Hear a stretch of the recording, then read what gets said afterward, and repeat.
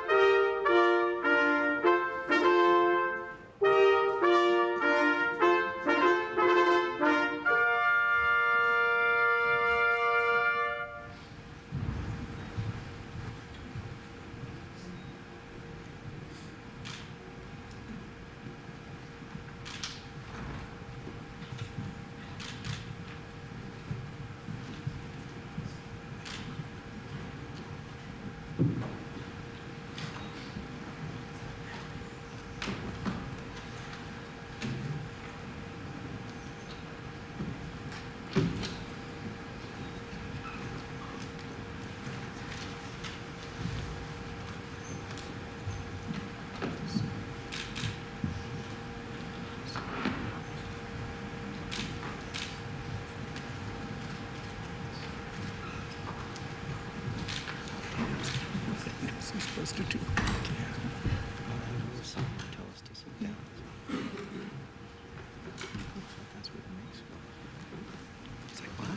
you might be right, yeah. It is the wish of His Honor, the Lieutenant Governor, that everyone present be seated.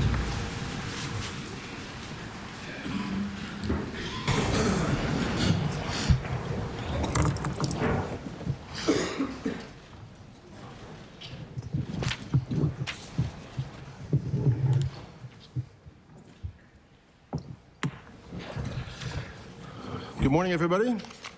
Bonjour à tous. Gwe. Happy Valentine's Day.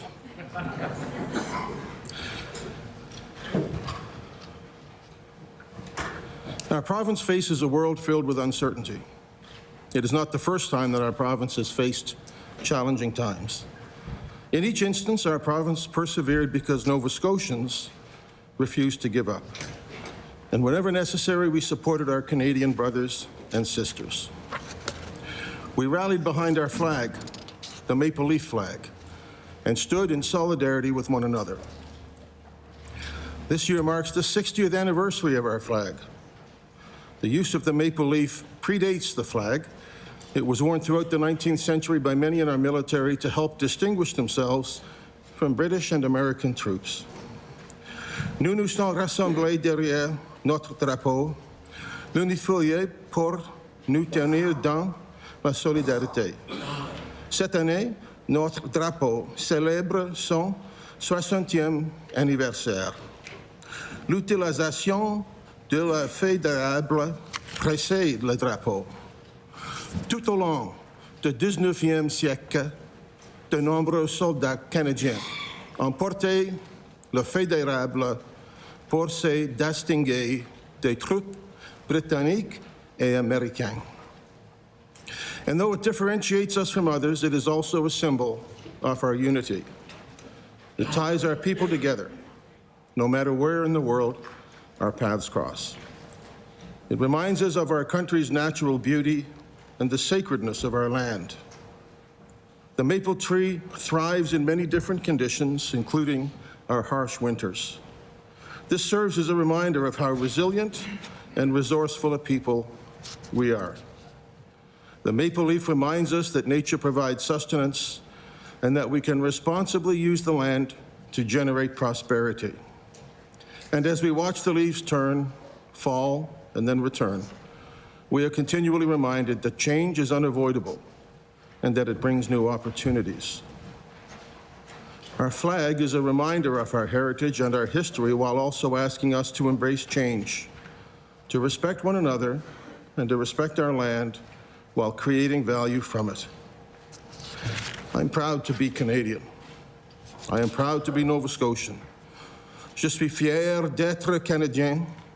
Je suis fier d'être néo-écossais.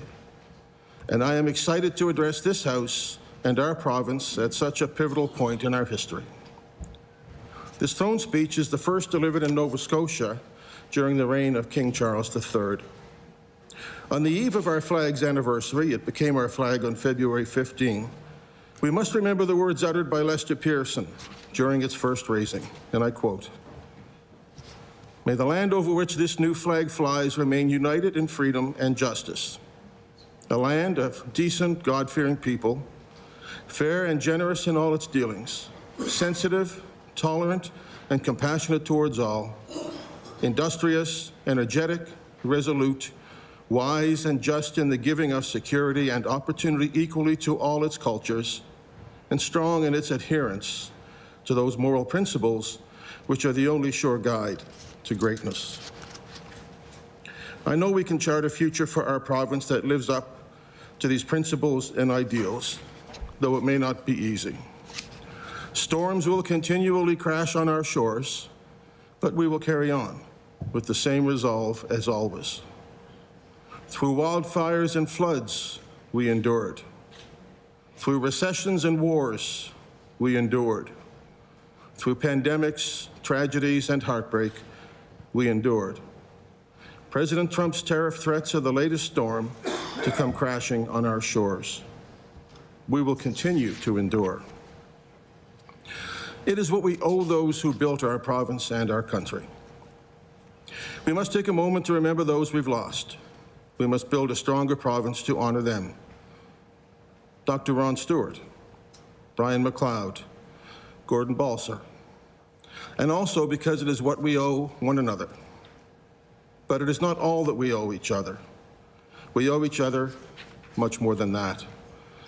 We must build a province that is stronger and more resilient, a province where we spend more of our money here and support more local businesses, a province that opens our borders to trade with our Canadian neighbours, a province that creates more prosperity by embracing our industriousness with a resolute will to secure opportunity for all.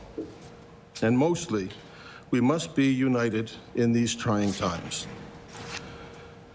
Only when we stand with and up for one another can we push back forces that try to hold us back. That is what we owe each other. As a government, we owe Nova Scotians focus and action on the things that matter most. The government knows that you want action to improve health care, action to build more housing, action to address affordability, action to combat future threats to our province. This government's second term will address these issues with the same energy and level of activity as its first. And just look at what we have accomplished.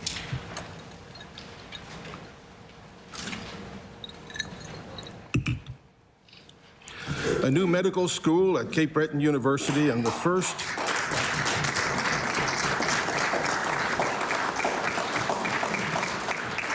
first medical graduate assessment clinic in the world, which will train, certify, and bring more doctors every year.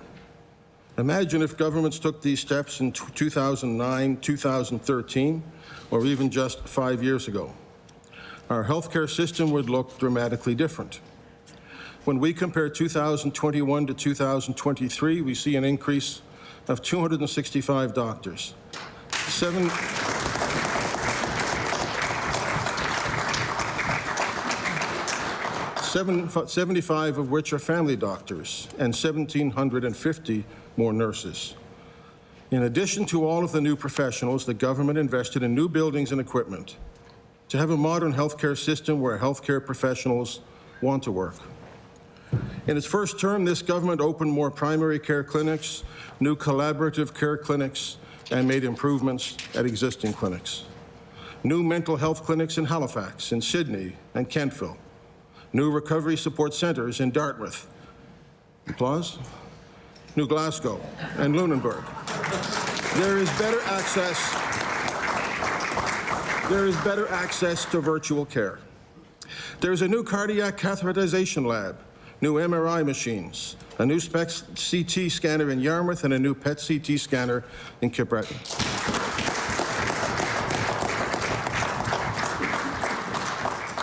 In addition to all of this, there are 2,200 more long-term care beds.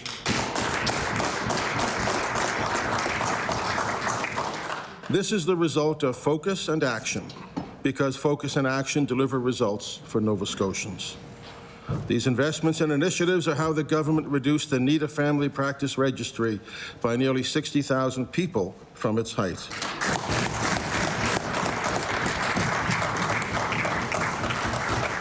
During its first term, the government delivered for families and communities by replacing older schools and building new schools. The government offered new teaching jobs to every Bachelor of Education graduate in Nova Scotia and improved the classroom for teachers and students by restricting cell phones in class.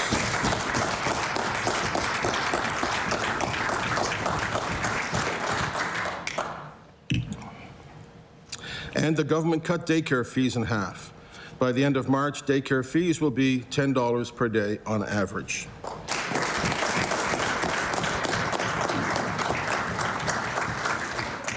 Families also deserve a place to call a home, one that is affordable, the foundation for a family to grow together.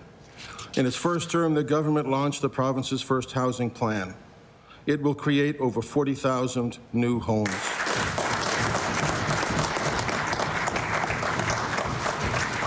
It made record investments in affordable and public housing.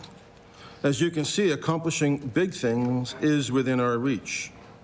We accomplish big things by holding tight to our passion for a better tomorrow, while tempering our demands and with patience as long as progress continues. This government will continue to accomplish big things because that is what it owes the people of Nova Scotia. In its second term, we will see more doctors come through the assessment clinic. We will see more doctors graduate from our universities and stay here to work. We will see more nurses and healthcare professionals choose to live here and to build a life here. This means the wait list for a doctor will continue to shrink, and it will continue to get easier to access care here, because that is what the government owes you. The government will fund a universal shingles program.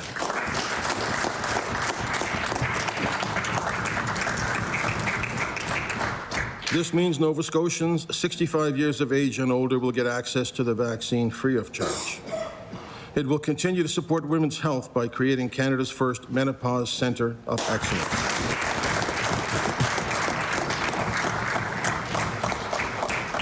And it will remove parking fees at all Nova Scotia health facilities,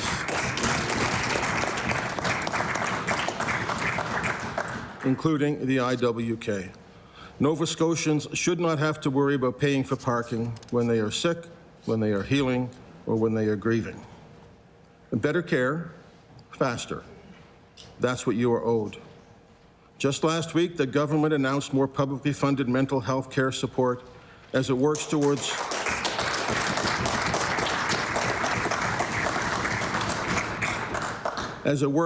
providing universal mental health services to the people of Nova Scotia. Improving access to mental health and addictions treatment will help combat homelessness, reduce the use of illegal drugs, combat the overuse of legal drugs, and reduce crime. When our streets and communities become safer, we create stronger communities where families can flourish. These efforts and investments are not free, and they do not come cheaply. When the 2021 budget was tabled, health spending was just over $4.8 billion. Last year's budget saw that total grow to over $5.5 billion. This trend will continue. Without economic growth and the new revenue it brings, the government will be unable to offer the support and services Nova Scotians need and deserve. And a stagnant economy leads to worse health outcomes for Nova Scotians. Nova Scotia has a high proportion of people over 65 and too many people living in low-income houses. Economic insecurity is tied to poorer health outcomes and a shorter life. Those living in lower-income neighborhoods live 10 fewer years than those living in higher-income neighborhoods. Chronic disease rates are also higher among low-income households. Chronic diseases are the leading cause of disability and death and are often preventable. These chronic diseases were more widespread among Nova Scotians with lower household incomes. It is clear, poverty is poison. The best and most enduring solution to poverty is a good-paying job. We can create those here. We can bring jobs and the opportunities that follow, because that is also what we owe you. We must do the work to attract businesses to our province because the government can only do so much without economic growth. At this time, it is impossible to talk about our economy without talking about the threat of U.S.-imposed tariffs on Canadian exports. February's scare served as a wake-up call for many. Our nation wasn't approving projects or pipelines. We accepted internal barriers to trade that held our people and our economy back. We allowed ourselves to become over-reliant on the United States because we believed the friendship and hospitality we showed to them would be returned. Things are already changing. Earlier this month, the government sent representatives to Europe to find new markets for seafood. The Premier joined a delegation to the United States. The government is ramping up its buy local efforts and setting up new ways for businesses to share information with the government. But there is more to do. In our province, we actively impose barriers to development and investment. We've allowed sectors of our economy to become captured by special interests. Opposing investment and job creation cannot be our default. Giving groups vetoes that impoverish our fellow Nova Scotians will no longer be tolerated. If we want to be ready to face tariffs or any future economic threat, we need to build an economy that is independent, resilient, and resource-focused. We are active participants in the global economy. Being part of this large, integrated, and interdependent economic system means many things are outside of our control. But it doesn't mean that we sit back and accept whatever comes our way. We must focus on those things we can control. Those things like approving more projects, building more pipelines, building more homes, and finding ways to do so in an environmentally safe and responsible manner.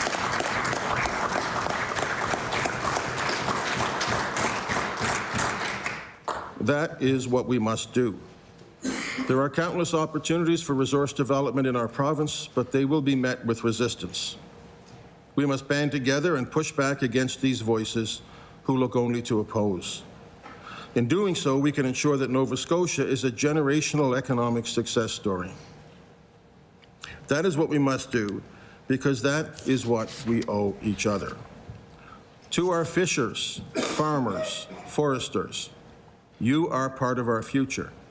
The government will help your industries evolve. We are already seeing this. In just the last month, the government announced more support for our traditional yet innovative sectors. There was more support to help the beef industry upgrade their facilities.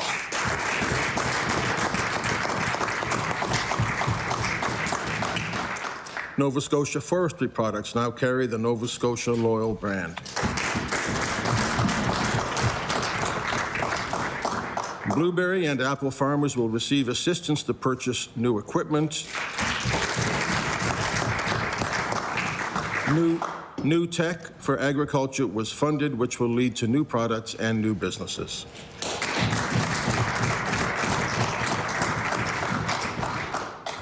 And we aren't finished. We are here to be an ally for fishers, farmers, and foresters. There are also emerging sectors that can position our province for growth. Growth that will bring with it prosperity for the families in this province, like hydrogen. This industry can provide greenhouse gas-free energy and add $5 billion to our economy.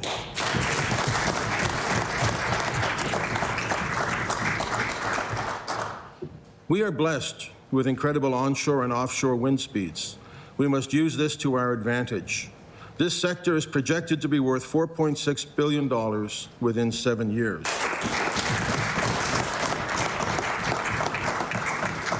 And we must harvest and develop our deposits of critical minerals: antimony, cobalt, copper, graphite, lithium, and others.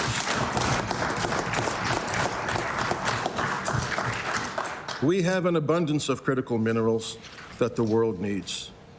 These minerals are the building block of the Green Revolution. As King Charles has said, we need to act now to ensure that future generations inherit a world that is not only habitable, but one where nature thrives alongside human enterprise. These minerals are how we can combat the global threat of climate change while ensuring that nature thrives alongside human enterprise.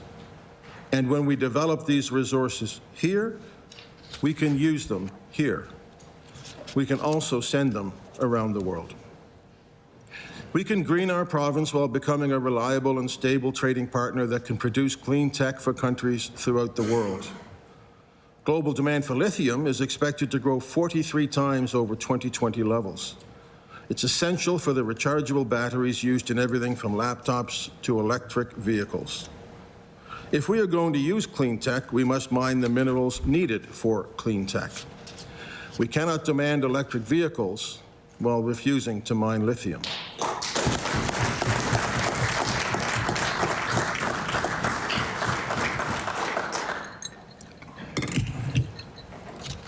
We cannot use wind energy unless we are also willing to develop the rare earth elements needed for windmills.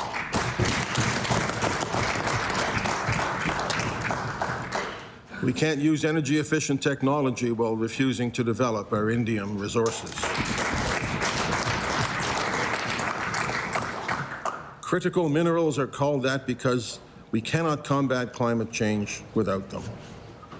As we develop these resources, we will help in the global fight against climate change and create jobs that will lift Nova Scotian families out of poverty. On average, jobs in the mining sector pay over $100,000 a year. The economic potential of hydrogen, wind, and critical minerals is massive. Combined, they can add $16 billion to our economy and jobs throughout the province. The government will bring in and develop modern regulations that enable development while ensuring we protect the environment. If people tell you it can't be done, they are trying to scare you.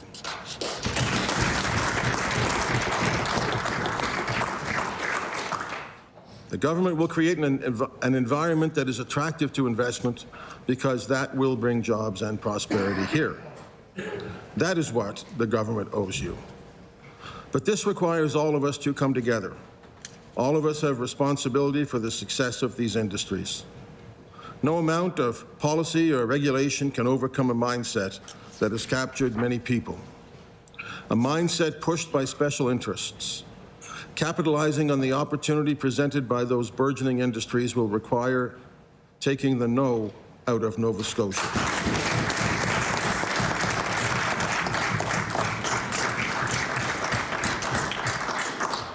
Government will lead this effort, but it needs Nova Scotians to join us. Leading by example means we will stop legislating outright bans on entire sectors.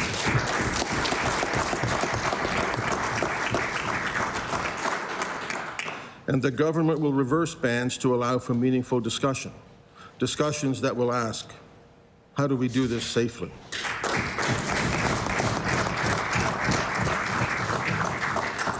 These industries will bring growth, and this growth will bring revenue to the province, which will produce returns for Nova Scotians. We want to keep investing in healthcare, keep investing in affordable housing, and we want to keep cutting taxes and fees.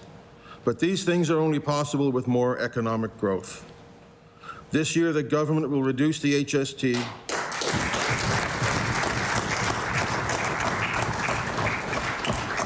increase the basic personal exemption, and put an end to bracket creep. And bridge tolls will soon be a thing of the past.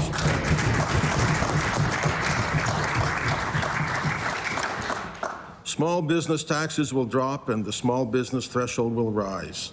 This will help free up capital for our entrepreneurs to invest and hire more.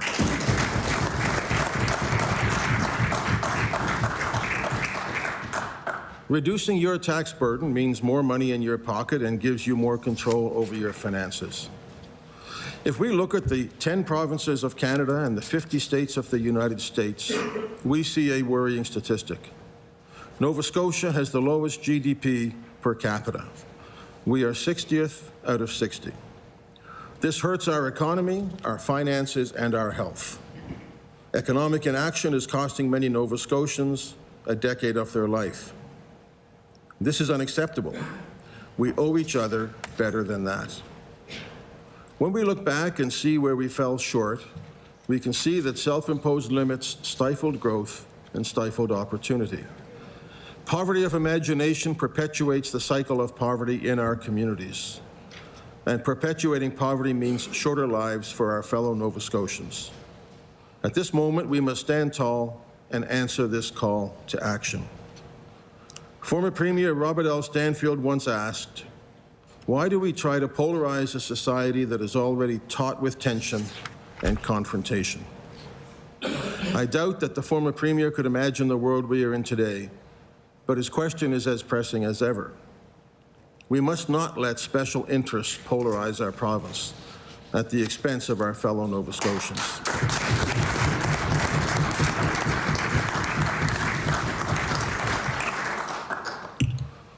We must stand up for the interests of our fellow Nova Scotians.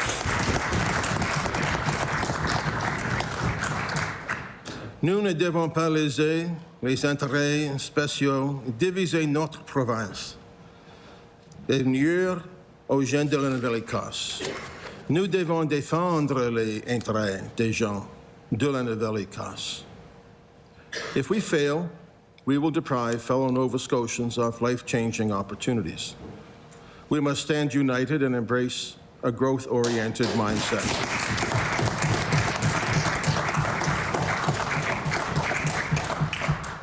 This is what we owe one another. Only by taking the no out of Nova Scotia can we unlock our province's potential. God bless Nova Scotia. God bless Canada. God save the King.